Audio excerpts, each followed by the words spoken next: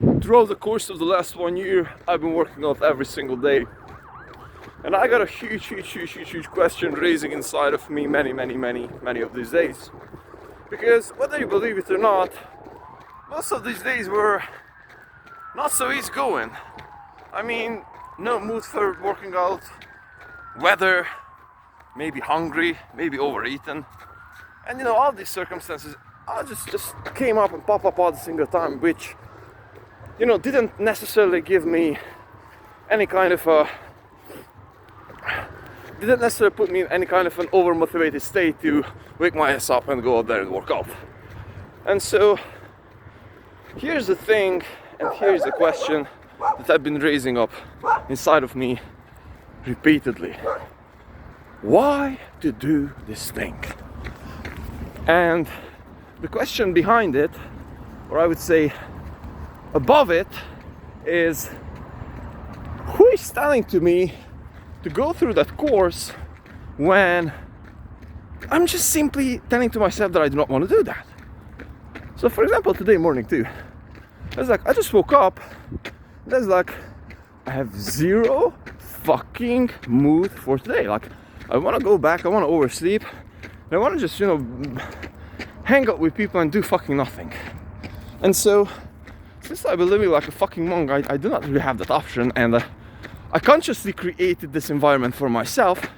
But this is a topic for another video. The point over here is that, yeah, by the way, I'm living like a monk mode pretty much, no fap, semen retention, 1 meal a day, I would say 90% of the time, not 1 meal a day, ketogenic diet, cold showers only, no social media, all the good stuff. And this question has been raising up inside of my head today morning too, that why to go through this whole thing? Who is telling to me to go through this thing? Who is telling to me not to quit? Because I know this about myself. If I would have been staying home and I, would have been eating and sleeping and rotting over there, then I would have been fucking depressed, because I know that today I set it up for myself that I want to work on my actually closing process. And so I'll also have to reconfirm, or basically have an onboarding conversation with my first client that I mentioned to, that I've been blessed to close. And so the core idea here is that I just simply had zero mood. So I was thinking, who the hell is telling to me this, And I gotta realize this, brothers. We have this something inside of ourselves which is always greater than us, which is always greater than the circumstance, which we can really and honestly rely on, And this is the voice that is telling to me, and let me visualize this for you. At least this is how I'm visualizing this thing. So I'm thinking about, I have a little devil, a devil voice inside of myself, and a little angel voice inside of myself. And neither of them is good nor bad, but they are both voices. And so the little angel is telling on my shoulder many times that, hey brother, wake your ass up, it's time to wake up. Hey brother, finish up that task, because if you're not finishing up this now, then you will have this fucking task tomorrow and you will just be back. Hey brother, I know that you're fucking tired and your mind is all around the place, but you set it up for yourself that you will be reading today, so therefore put your fucking ass down and read. So on and so forth. So you understand that this is the little disciplined voice over here, the little angel. And on the other shoulder of mine, I do have this little devil, which is telling to me that, bro, you're hungry.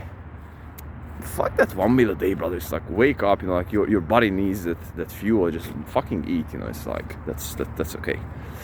Bro,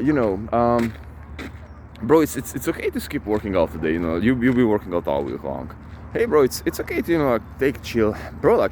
It's okay to go back to your alcohol habits, since I don't know where I've been quitting. Yeah, I'm getting close to 2 years that I haven't been drinking alcohol too. So yeah,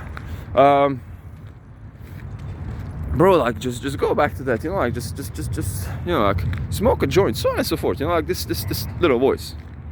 And again, I'm not telling you this that any of these voices are good or bad, but somehow I figure that in life, when I'm listening to this voice that is telling to me the disciplined path, I'm ending up at a more grateful place. I'm ending up at a better place, and somehow everything is just all aligned.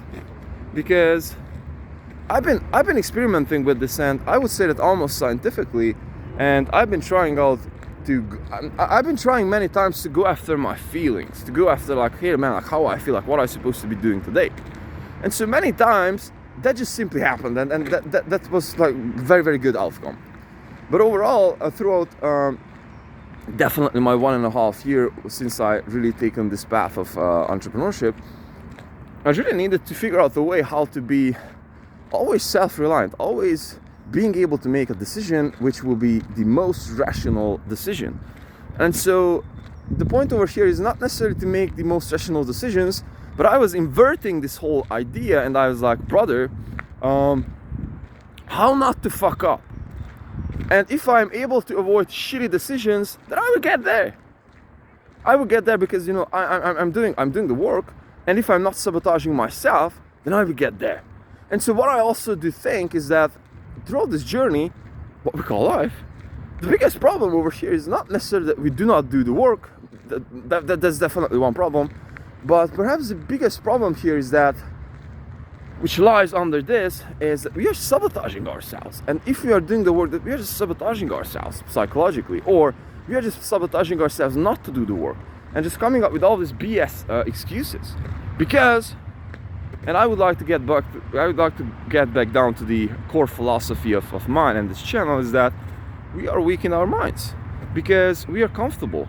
We are not used to train our minds. We are not used to understand that reward can come if we are going through something that is tough.